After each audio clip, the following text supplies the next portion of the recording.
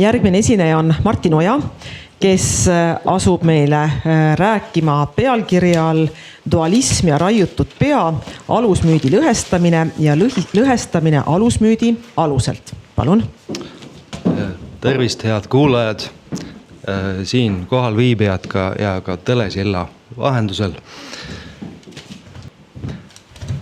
Tahan lühidalt rääkida 4 asjast täna. Esiteks sellest, kuidas defineerida müüti. Teiseks, miks me võime pidada dualismi üheks baasmüüdiks ja mütoloogilise mõtlemise aluseks. Ja lisaks sellest, mis põhjustel dualistlik müüt tekib ja miks võib selles näha isegi kultuuri universaali. Kolmandaks peatun lühidalt pea raiumise või pea küttimise traditsioonil Polüneesia saartel, täpsemalt Saalomoni saartel. Ja 4. ja viimase punktina vaatan lühidalt Tammsaare esseistikat, publitsistikat, mis ilmus 1925. aasta paiku. Neil kõigil punktidel on omavahel seos, mis ulatub välja ka näidendisse Juudit, kus on tegemist nii pea raiumise kui dualistlike müütidega. Ja juba pea raiumise mõõde toetub sügavalt dualismile. Tegemist ei ole mitte lihtsalt tapmisega, vaid mingisuguse süsteemi lahutamisega elementideks. Esiteks mõned märkused müüdi kohta. Müüdiga tegeledes on tähtis silmas pidada, et müüt pole kunagi läbinisti kultuuriliselt konstrueeritud, vaid seal on alati nii-öelda mingisugune loomulik komponent juures. Ja kui küsime, miks müüdid sellised on, nagu nad on, siis osa vastusest pakuvad meile kindlasti evolutsiooniline bioloogia ja psühholoogia ja võib-olla ka neuroteadused. Ja lisaks tuleb arvestada keskkonna ja inimese suhtega, mida aitab avada märgisüsteemide toimimisloogika, mida siis omakorda saab uurida semiootiliste vahenditega. Küsimus, mida peetakse müüdiks mingis kultuuris, on oluline indikaator sellele, mis selles kultuuris parasjagu toimub. Seega kaasneb ka küsimus, mis muutub ja mis jääb samaks. Sarnane lugu on müüdi definitsiooniga, mis sisaldab selget paradoksi. Ühelt poolt on müüt arhailine ja fikseeritud, aga teiselt poolt siis müüt muutub kogu aeg ajas ja on ka dünaamiline. Kuidas nüüd käesolevas ettekandes me müüti mõistame? Loome siinkohal 2 eristust või 2 sellist kategooriat ad hoc, suhteliselt kirve meetodil, kitsas ja lai. Kitsas traditsiooniline müüdi definitsioon on kehtinud peaaegu 150 aastat, alates sellest, kui Fraser lõi rituaali koolkonna või Taylor pani alguse akadeemilisele antropoloogiale. Aga teine, modernne, on seotud siis Roland Barthes'iga ennekõike ja strukturalismiga ja ka vasakpoolse ühiskonnakriitikaga. Traditsioonilise vaate järgi peab müüt olema lugu ja nimelt selline lugu, mis toimus müütilisel, sakraalsel ajal müütiliste tegelastega. See tähendab, et mitte tavaliste inimestega, vaid nende totemistlike esivanemate, kangelaste või jumalatega. Samas on oluline, et müüt mõjutab kuidagi seda müüdi rääkimise aega, et kui me tänapäeval seda müüti peaksime rääkima, siis ta mõjutab kuidagi tänapäeva seda müüdi rääkimise hetke. Ja üks hästi oluline tunnus on see, et see klassikaline müüdi definitsioon, selle järgi tavaliselt müüt seletab mingite asjade algupära, see, kuidas see nähtus või asi maailma tuli ja näiteks seda, kuidas kultuur on saanud endale mingi kõige tähtsama toiduaine. Nii et Pueblo indiaanlaste juures näiteks on palju lugusid maisi päritolust, aga Vaikse ookeani rahvastel sellest, kuidas tuli maailma esimene kookospähkel. Seega on müüt lugu, mida kultuur räägib iseendale, peegeldab selles oma maailmavaadet, uskumusi, sageli ka hirme. Nii on müüt kultuuri jaoks oluline tööriist ja autokommunikatsiooni vahend ja identiteedi kandja. Aga see laiem, avaram definitsioon on esmapilgul radikaalselt erinev. Roland Barthes jaoks ei ole müüt seotud sisuga, vaid on seotud vormiga. Müüt on teatud tüüpi kõneviis, mis võib vallutada siis ükskõik millise sisu. Ja müütiline kõneviis võib tabada igasuguseid objekte, nähtusi, olendeid. Kõigest ja kõigist on võimalik siis kõnelda ka müüdi vormis. Seega pole olemas müütilisi tegelasi, vaid müütiline kõnepruuk ehk diskursus. Ja kui traditsioonilise müüdi põhieesmärk on rääkida mingi asja algupärast, siis Barthi arvates Barth räägib ennegi kodanlikust müüdist ja kriitiliselt räägib sellest, et selle müüdi põhieesmärk on varjata algupära.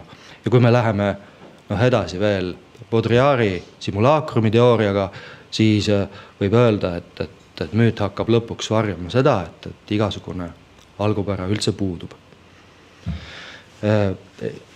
Igatahes püüab taoline müüt kultuuris konstrueeritud näidata ainu ja enesest mõistetavana ja muuta asjade ajalugu loomulikuks, jättes mulje, et teisiti ei olekski üldse võimalik.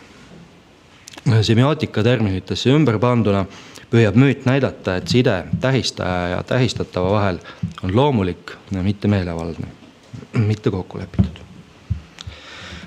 Käesolevas siis ettekandes ma proovin lähtuda müüdi laiemast definitsioonist, sest rääkides dualismist kui müüdist kitsam definitsioon hästi ei luba, aga laiem definitsioon lubab suurepäraselt seda teha, sest dualism ongi põhimõtteliselt üks mõtteviis, kõneviis ja käsitlusviis, maailma nägemise viis. Kuidas siis dualism tekib ja miks ta tundub loomulik ja on raskesti ületatav? Analüüsi esimese sammuna võib dualismi taandada igasugusele mina ja teise või oma ja võõra opositsioonile, mille juured on biosemiotikute vältel juba rakumembraani omaduses lasta läbi üht sorti aineid, aga hoida eemale teist sorti aineid. Ehk siis seal, kus tekib elu, seal tekib ka algne eristus oma ja võõra vahel. Ja sarnane võimalus on dualismi algeid näha just mina kui vaatepunkti tekkimises ja võime kokkuvõtlikult öelda, et erinevatel evolutsiooni etappidel on organismidel erinevat tüüpi minad, mida psühholoogia terminites tegelikult ei ole päris korrektne minaks või selfiks nimetada, et see tuleb ikkagi hiljem, aga võib öelda, et igal olendil vähemalt mingisugused automaatsed ja teadvustamata, aga siiski vaatepunktid, mis ei mõtiskle küll oma olemuse üle. Aga nad loovad refleksiivseid, geneetiliselt programmeeritud tegevusi, mis on suunatud ümbritsevale keskkonnale. Aga jättes vahele evolutsiooni ja tulles tagasi inimmina juurde, võib toetuda neuroteadlaste ja ennekõike Antonio Damasio visandatud skeemile. Raamatus näiteks Self Comes to Mind, aga tal on teisigi väga häid raamatuid. Ja Damasio kirjeldab teadvuse erinevaid tasandeid ja näitab, kuidas siis kõrgemad tasandid sõltuvad madalamatest. Teadvus ja autobiograafiline mina on antud skeemis kõrgema tasandi protsess, mille olemus on emergentne, ehk siis süsteem tervikuna on midagi enamat kui selle elemendid eraldiseisvatena või süsteemi ka kõrgemal tasandil ilmneb midagi, mis on nii-öelda tuletatud alumise tasandi elementidest, tekib uus kvaliteet, nagu inimteadus nii-öelda näiteks. Ja Damasio juhib tähelepanu, et bioloogiateadus on enamuse eksisteerimise ajast lähtunud pigem just organismi perspektiivist, mitte molekuli või geeni omast.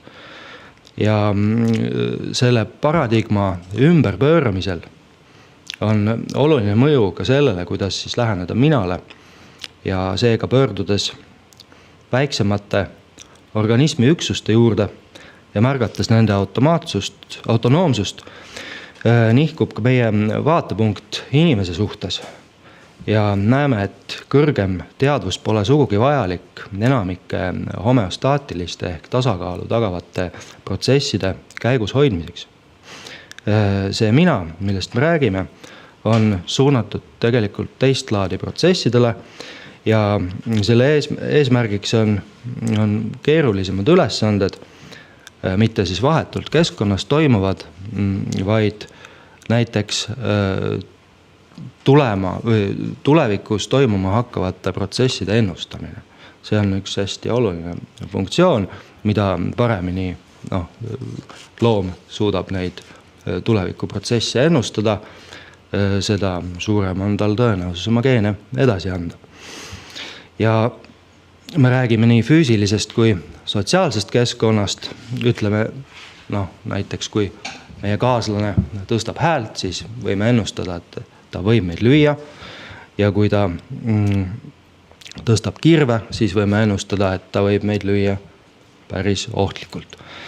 Aga selle ennustamise jaoks on meil vaja kontseptuaalseid mudeleid iseendast kui mingisugust haavatavast tervikust, siis on vaja kontseptuaalset mudelit meie kaaslasest, kellel on mingisugune agentsus ja samas ka kirvest kui teravast ja ohtlikust objektist.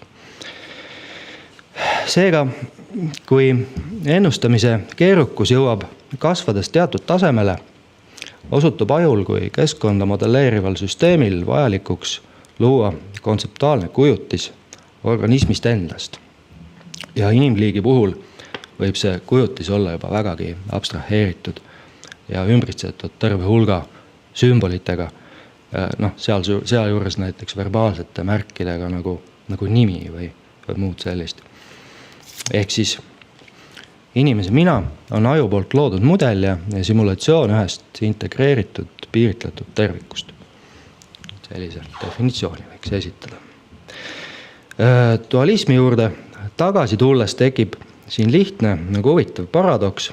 Ühelt poolt tajume enda ja mitte enda summat kui mingisugust kontiinumit. Kui saame universumiga üheks või vähemalt ideaalis. Samal ajal tajume sellesse kontiinumisse kuuluvat ürgset eristust enda ja mitte enda vahel. Ja võiks öelda, et see ongi üks baaseristus, mille järgi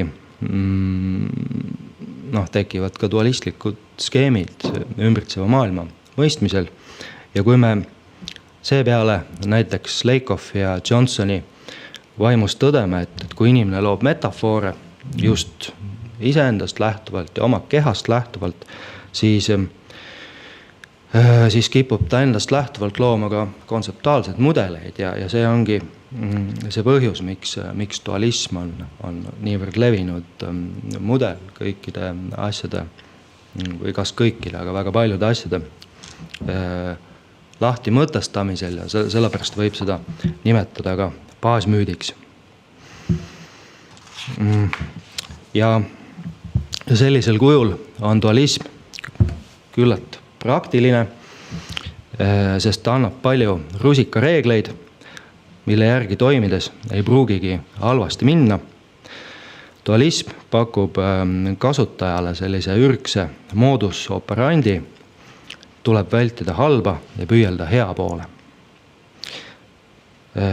Dualismi eelne reaalsus on kaootiline, hägune, tume nagu ürgne tervik enne maailma loomist ja see ootab nagu vanades Lähis-Ida müütides, vanimais, mida inimkond tunneb, ootab siis seda, et algne tervik lõhestatakse kaheks, et maa ja taevas eraldatakse mingite jõudude poolt, näiteks jumalate poolt. Ja selle hägusa ja tumeda tegelikkuse üle on kultuur heitnud tähenduste võrgustiku, kui vabalt parafraseerida prantsuse poststrukturaliste, näiteks Deleuze'i või Foucault. Lisaks on dualistlikud konstruktsioonid küllaltki ökonoomsed info säilitamiseks ja korrastamiseks. Nendesse on vähemalt näiliselt hõlbus tõlkida kõikvõimalikke mittedualistlikke süsteeme ja 20. sajandi lõpukümnenditel siis algas inimkonna jaoks kolossaalne kultuuriprojekt, mille sisuks on kõikvõimaliku pideva info tõlkimine diskreetseks ja mitte ainult diskreetseks, vaid ka täpsemalt kahendsüsteemi 0 ja 1. Viimaks võib dualismile visandada veel ühe tausta. Selleks tuleb puudutada Saussure'i teooriat tähenduse tekkest. Ferdinand de Saussure, keeleteadlane, 1916, keeleteaduse alused. Ühesõnaga, Saussure'i semioloogia andis 20. sajandi humanitaariale 2 põhipostulaati. Esiteks, tähendus tekib erinevusest. Erinevus on oma olemuses aga dualistlik, sest ühtainsat tüüpi formaalse erinevuse abil võime põhimõtteliselt luua lõputult sisulisi erinevusi. Ja teiseks, seega pole tähendus kunagi midagi absoluutset, vaid on alati suhe. Ja kordan veel, tähendus on alati suhe. Müüdile rakendatuna võime näha, et ka sellised igapäevased müütilised entiteedid nagu loodus või isamaa või pereliikmed nagu ema või laps pole olemas mingi sisemise substantsi mõjul, vaid ainult tänu suhtele ja tänu vaatepunktile. Nüüd on paras aeg tulla korraks Tammsaare Juditi juurde esimest korda ja räägime näidendist, mille kangelanna erinevatel põhjustel raiub mõõgaga maha pea mehel, kes talle tegelikult meeldib. See ongi näidendis põhiline, et tal on erinevad põhjused. Selle Juditi motivatsioon on tunduvalt keerulisem kui samal tegelasel piiblis ja religioosset motiivi ilmalikustada, inimlikustada on kahtlemata üks Tammsaare suurtest eesmärkidest. Samas ei liigu ma nüüd Juditi kui hästi modelleeritud tegelase psühholoogia juurde. Juhin ainult tähelepanu, kuivõrd dualistlik operatsioon on pea eemaldamine. Mis seal siis semiootiliselt aset leiab? Just sellise eelnevalt mainitud suhte katkestamine. Ja lihtsuse huvides vaatame ainult loo minimaalset varianti, ei tee vahet siis piibli tekstil või Tammsaare tekstil, algset Juditi müüti. Ja lisaks Olavernese keha ja pea vahelisele katkestusele pannakse toime ka osav poliittehnoloogiline võte, millel võiks natukene lähemalt peatuda. Nimelt katkestatakse vaenuliku grupi ja tema juhi side. juht kui pea on siin tabavaks metafooriks. Tegemist on Betulia ehk juutide mägilinna kaitseoperatsiooniga piiravate Assuri ehk Assüüria vägede vastu. Ja päris huvitav on see semiootiline lavastus, mille Juudit sisuliselt ise näitejuhina instseneerib. Ja meenutame, mis on selle võtmemomendid. Kui Juudit oli salaja naasnud Assüüria laagrist, kus juures Olovernese pead kandis teenijanna toidukorvis, siis veenab Juudit linnavanemaid, et need käsiks sõduritel kindlusest välja tungida ja hakata marssima siis vaenlase laagri poole. Kindluses kaitsjad on nõrgad, need on vähe, vaenlasi on palju, eks ole, et on küllaltki paradoksaalne olukord. Ja Juuditi plaani põhieesmärk on luua kontrast naeruväärse olukorra vahel, kus väiksed jõud ründavad suuremaid, ehk siis hiir ründab kassi nii-öelda, ja momendi vahel, kus need suuremad jõud lähevad igaks juhuks juhi telgi juurde ja tahavad teda äratada pärast tormilist piduööd ja küsida, mida tegema peab. Olukord on absurdne, aga küsijate jaoks läheb asi kohe veelgi absurdsemaks, kui nad leiavad, et vägede pea on oma lihalikust peast ilma jäetud. Ja seega ka vägi ilma jäetud oma metafoorsest peast. Pea on teatavasti tugev identiteedi kandja, kandes ka laialdaselt ja kultuuride üleselt endas väge. Ja seda väge võib võrrelda näiteks managa, kui vaadata Polüneesia peaküttimise kultuuride poole. Ühesõnaga lahutatakse kogukond ehk siis Assüüria sõjavägi sümboolsel teel nende väest.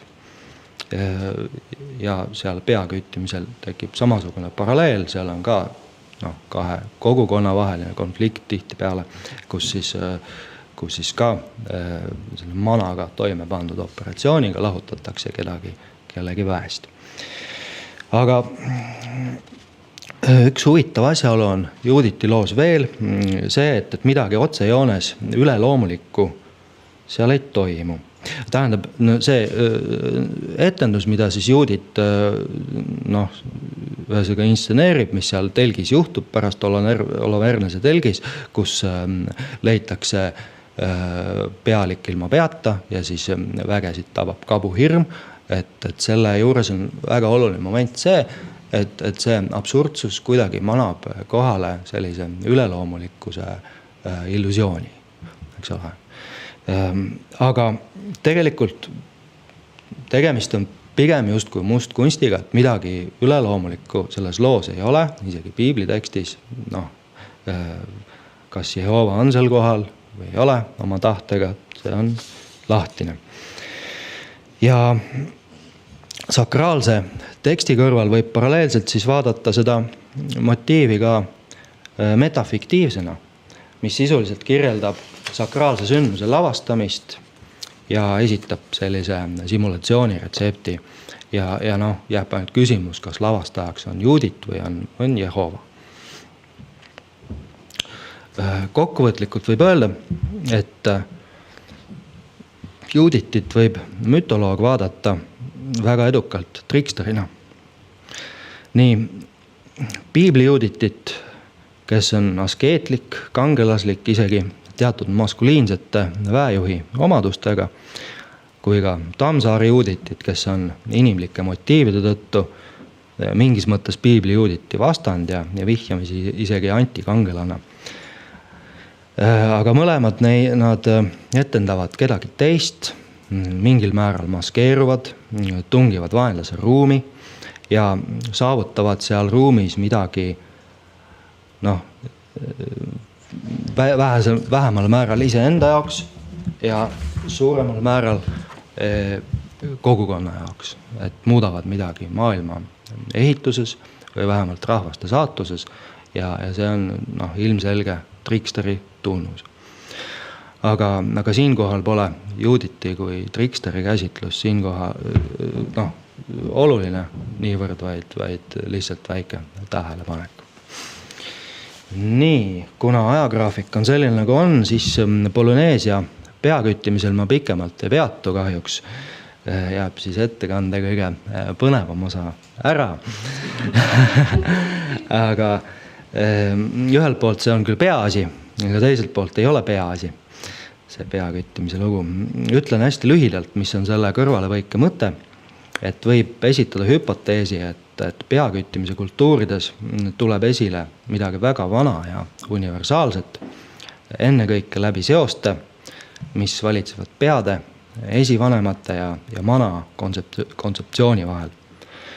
Ja nagu juba viitasin, siis manale enam-vähem sobilik vaste eesti keeles on vägi ja peaküttimise rituaalid iseloomustavad, ma arvan küllaltki universaalselt, et millise tähendusega võib pea lõikamine olla arhailistes kultuurides. Ja kui meie vaatepunktist on vahe lihtsalt tapmise ja rituaalse tapmise vahel, siis mõnes kultuuritüübis, ütleme nendes arhailistes, on tapmine alati rituaalne, sest tavalisest tapmisest ei piisa selleks, et tappa. Ja tingimata on sealjuures vaja toime panna operatsioon mana või väega. Ja ka selleks, et toime panna operatsiooni mana või väega, on mõnikord vajalik tappa. Nii, aga nüüd, siin on veel paar lõiku juuditist. Nüüd on aeg jõuda ringiga Tammsaare tagasi. Ja see on siis üks lugemissoovitus, keda huvitab peaküttimise kultuuri sissevaade, kogumik. Ja seal on põhiliselt see osa, mis rääkimata jäi, toetub antropoloog Christine Düro artiklile Saalomoni saarte peaküttimisest. Aga läheme edasi. Nüüd on siis aeg küsida, et milline suhe oli Tammsaarel dualismiga. Ja mulle tundub, et mõistlik on ilukirjandus kõrvale jätta ja see on kõige otsem tee ja heita pilk esseistikale. Ja teen ettepaneku, et vaadata perioodi, mis koondus ümber 1925. aasta, mis on Tammsaare kui publitsisti jaoks erakordselt aktiivne ja ka orgaaniliselt piiritletud ajajärk. Teisisõnu sai võrdlemisi järsult läbi ja miks ta sai läbi, sest alates 26. aastast kuni 30. esimese pooleni pühendus Tammsaare Tõe ja õiguse kirjutamisele ja avaldas sellel ajal publitsistikat vähe.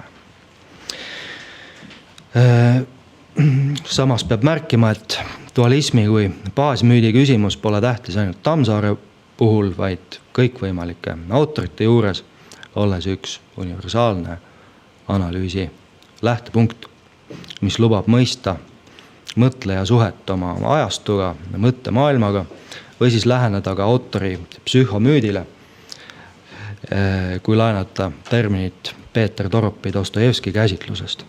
Et nii võib uurija küsida ühelt poolt, kuidas autor käib ümber dualismiga ja teiselt poolt, kuidas dualism käib ümber autoriga, ehk siis kuidas kultuuritekstid ja müüdid imbuvad autori tekstidesse ja kujundavad nende iseloomu. Tammsaare pole kindlasti naiivne sisudualist, kelle maailmapilt jaguneks vastandlike jõudude pärusmaadeks tingimata, vaid dualismi tuleb Tammsaarel mõista ennekõike kui meetodit ja retoorika vahendit, tööriista mõtlemise ja arutluse jaoks. Retoorika vahendina kohtame dualismi mõnikord juba pealkirjades, jätame tõe ja õiguse ja elu ja armastuse praegu kõrvale, aga vaatame näiteks essee pealkirju Usk ja kunst, inimene ja loom, kahekõne heast ja halvast, aga ka näiteks kaks vastandit, teater ja publikum ning kultuurist ja haisust. Paralleelina võib märkida, et hilisemal Eesti suurel mõtlejal Jaan Kaplinskil, kes on kahtlemata läbinud Tammsaare gravitatsioonivälja ja saanud sealt mõjusid, on pealkirjade retoorika veelgi selgemalt välja arendatud dualistlikuks ja näeme, et see kogu, see ja teine, seal on siis kõik pealkirjad organiseeritud selliste opositsioonidele. Üks jaotuse pool võib olla laetud positiivselt ja teine negatiivselt, aga see pole tingimata reegliks. Sageli on Tammsaare pealkirja ja teksti suhetesse loonud teatava viguri või iroonilise nihke. Näiteks tekstis inimene ja loom ei arutleda inimese looma erinevuste üle, vaid annab ootamatult vägagi ökoloogilise ülevaate, kus ja milliseid loomaliike nii-öelda tsiviliseeritud inimene on hävitanud. Tahes-tahtmata meenub Clive Pontingi Maailma roheline ajalugu, mis ilmus peaaegu 70 aastat hiljem. Veel paar näidet opositsioonidest. Kui vaadata usku ja kunsti näiteks, siis see loob eristuse 2 tüüpi kunsti vahel. Esimene neist on see, mille kadumise pärast autor muretseb, ehk siis intellektuaalne, mõtleva inimese kunst. Ja Tammsaare leiab seda rohkem kirjanduses ja teatris. Vastandiks on tarbimisühiskonna pinnalt sündinud emotsioonide kunst, mille sümboliks on kino. Tammsaare otseselt emotsioonidest ei räägi, aga ütleb, et taolise kunsti puhul köidab rahvamasse just üle ja ebaloomulik, täpsemalt see, mida saab vastu võtta uskudes. Teine näide, mis puudutab hinnangulist opositsiooni, on kultuuri ja tsivilisatsiooni vastandus. Ja seda käsitleb näiteks ka tekst Meie kultuurist. Ja kultuur on midagi, mille nimel tuleb pingutada, vaeva näha, mis on pigem nagu haruldane nähtus, aga tsivilisatsioon on kultuuri järelkäija või kaasprodukt, mis ilmub ikka massiliselt, tema saavutamiseks pole sagedasti midagi muud vaja kui raha. Kui kultuuri kannab looja ja kunstnik, siis tsivilisatsiooni esindaja on ärimees või seesama oma lõbu nimel loomade tapja. Viimaks peatun kiirelt veel kahel punktil, mida saab avada dualismi võtme abil. Esiteks iroonia. Tammsaare on üks suurimaid iroonia meistreid Eesti esseistikas ja ka iroonia loomisel on võimalik opereerida vastandustega, näiteks kiita laidetavat ja laita kiidetavat. Irooniaga on seotud ka paradoksid ja paradoksaalsed karakterid ja tulles tagasi Juditi juurde, on seal võrreldes piibliteksti ehk algmüüdiga opositsioon mingis mõttes ümber pööratud. Sest näiteks Holoferneses võib ära tunda Mauruse laadse vana ja targa mehe, vähemalt tal on selliseid omadusi, omamoodi isegi sellise idamaise paradoksi tarkuse õpetaja, kes näiteks suhtub soosivalt teda tapma tulnud nimetusse ja Juditisse kahtlemata ka. Ja seega on Tammsaare Holofernes pigem valgustatud liider ja samas juudid või ka juudit omavad selliseid sõgedate sektantide tunnuseid.